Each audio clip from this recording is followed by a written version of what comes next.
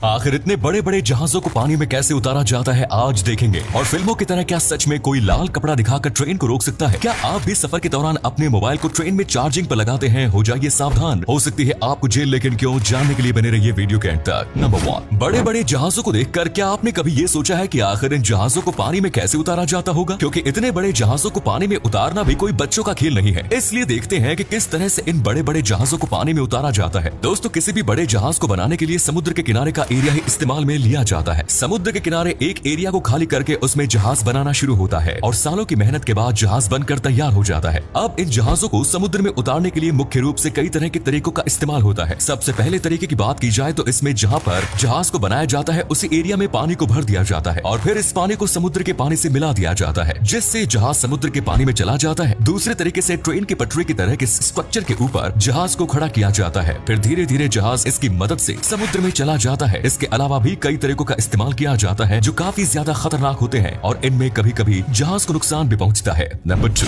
आपने फिल्मों में देखा होगा कि कोई भी शख्स लाल कपड़ा दिखाकर बहुत ही आसानी से ट्रेन को रोक देता है, लेकिन क्या सही में इतना आसान होता है किसी ट्रेन को लाल झंडी दिखाकर रोकना? चलिए जानते हैं। दरअसल कोई भी शख्स लाल झंडी दिखाकर ट्रेन को रोक तो सकता है, लेकिन ट्रेन रोकने की कोई ठोस वजह होनी चाहिए, जैसे ट्रेन की पटरी कहीं पर टूटी हो या फिर आगे कोई ऐसी दिक्कत हो जिससे ट्रेन जाकर टकरा सकती है। तभी आप लाल झंडी दिखाकर ट्रेन को रोक सकते हैं। और अगर आपने ट्रेन को बिना किसी वजह से लाल झंडी दिखाकर रोक दिया तो आपको इससे बहुत बड़ा नुकसान होगा, क्योंकि आपको इस जुर्म से लंबे समय तक के लिए जेल भी हो सकती है और साथ में आपको जुर्माना भी देना पड़ सकता है। नंबर 3, क्या आपको पता है कि जब भी कोई फ्लाइट इमरजेंसी लैंडिंग करती है तो वो अपना सारा ईंधन हवा में ही उड़ा देती है, जिससे फ्लाइट कंपनियों को लाखों रुपए का घाटा होता है। लेकिन क्यों ये कंपनियां इमरजेंसी लैंडिंग कराते समय अपना लाखों रुपए का ईंधन उड़ा देती है? क्या बिना फ्यूल उड़ाए लैंडिंग नहीं हो सकती? चलिए जानते हैं। दरअसल जब भी कोई फ्लाइट उड़ान भरती है तो उसमें कुछ ज्यादा ही फ्यूल भरा जाता है, क्योंकि फ्लाइट में 1 kg ज्यादा फ्यूल भी ज्यादा मायने रखता है। और जब कोई ऐसी सिचुएशन हो जिसमें किसी व्यक्ति की जान जा सकती है तो इस समय पायलट फ्लाइट की इमरजेंसी लैंडिंग कराने में सोचता है और लैंडिंग के लिए प्लेन का फ्यूल हवा में उड़ा दिया जाता है, क्योंकि प्लेन को लैंड कराने के लिए एक मैक्सिमम वजन निश्चित होता है। अगर वजन उससे ज्यादा हो गया तो प्लेन क्रैश भी हो सकती है और इसलिए पायलट इमरजेंसी लैंडिंग कराते समय फ्यूल को उड़ा देते हैं। नंबर 4, आपने बहुत सारे ऐसे कुत्ते देखे होंगे जिनके मालिक उन्हें डरावना दिखाने के लिए किलो वाले पट्टे पहनाते हैं, जिसे देखने पर ये कुत्ते वाकई में डरावने लगते हैं। लेकिन इसका मतलब ये नहीं कि इनके मालिक इनको खूंखार दिखाने के लिए ही ये पट्टे पहनाते हैं। दरअसल इसके पीछे की वजह कुछ और है, क्योंकि बहुत लोग ऐसे होते हैं जो जंगल के करीब या फिर ऐसी जगह रहते हैं जहां पर खूंखार जानवर के आने का खतरा बना रहता है, और ये पट्टे इन खूंखार जानवरों से कुत्तों की रक्षा करते हैं, क्योंकि ज्यादातर जंगली जानवर जैसे शेर, चीता वगैरह किसी पालतू जानवर की गर्दन पर ही हमला करते हैं, और अगर वो जानवर इन कुत्तों पर हमला करेंगे तो उनके मुंह में ये नुकीला पट्टा चुभ जाएगा और ये कुत्ते उन खतरनाक जानवरों का शिकार होने से बच जाएंगे। इसलिए ये नुकीला पट्टा इन कुत्तों को पहनाया जाता है। नंबर 5, अगर आप रेल में सफर कर रहे हैं और अचानक से आपके मोबाइल की बैटरी खत्म हो जाए तो जाहिर सी बात है आप अपने मोबाइल को ट्रेन में लगा देंगे, और कुछ लोग तो मोबाइल को अपने पास रख के रात में लगाकर सो भी जाते हैं। लेकिन क्या आपको पता है कि रेलवे के एक नियम के अनुसार आप रात में अपने मोबाइल को नहीं चार्ज कर सकते, और इसके पीछे की वजह जानकर आप भी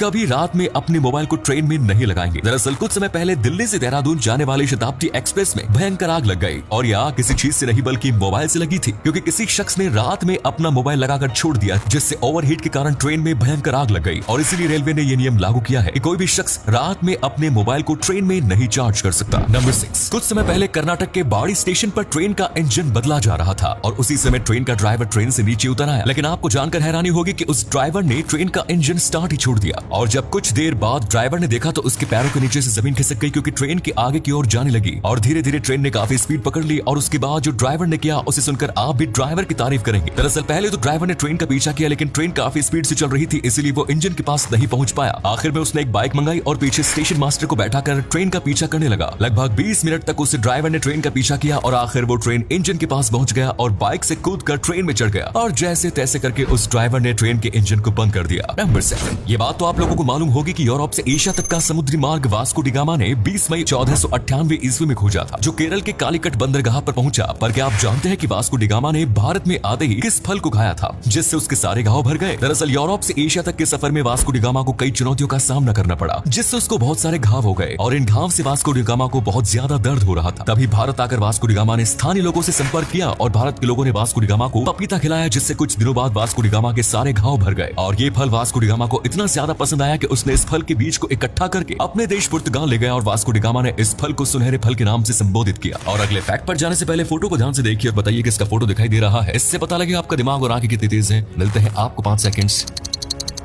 नंबर 8, कहीं आप अपनी गाड़ी से सफर कर रहे हैं लेकिन अचानक से रास्ते में आपकी गाड़ी का टायर पंचर हो जाए तो आपको रास्ते में ही पंचर जुड़वाना पड़ता है। लेकिन मार्केट में एक ऐसा भी टायर आता है जो कभी पंचर ही नहीं हो सकता क्योंकि उसमें हवा ही नहीं होती। लेकिन फिर भी लोग इन पंचर प्रूफ टायर को छोड़कर हवा वाले टायर ही यूज करते हैं। लेकिन लोग इन टायरों को यूज क्यों नहीं करते, चलिए जानते हैं। दरअसल अगर कहीं आपकी गाड़ी के सामने एक बड़ा सा ब्रेकर आ जाए तो आपकी हवा वाले टायर उस ब्रेकर के झटके से आपको बचा लेंगे और आपको वो झटका धीरे से लगेगा। लेकिन जो पंचर प्रूफ टायर होते हैं उनसे आपको ब्रेकर आने पर बहुत बड़ा झटका लगेगा और इससे आपकी गाड़ी डैमेज हो सकती है और आपका पूरा जिस्म झटके से हिल जाएगा। और इसी कारण कोई भी शख्स इन पंचर प्रूफ टायरों को नहीं यूज करना चाहता। धन्यवाद।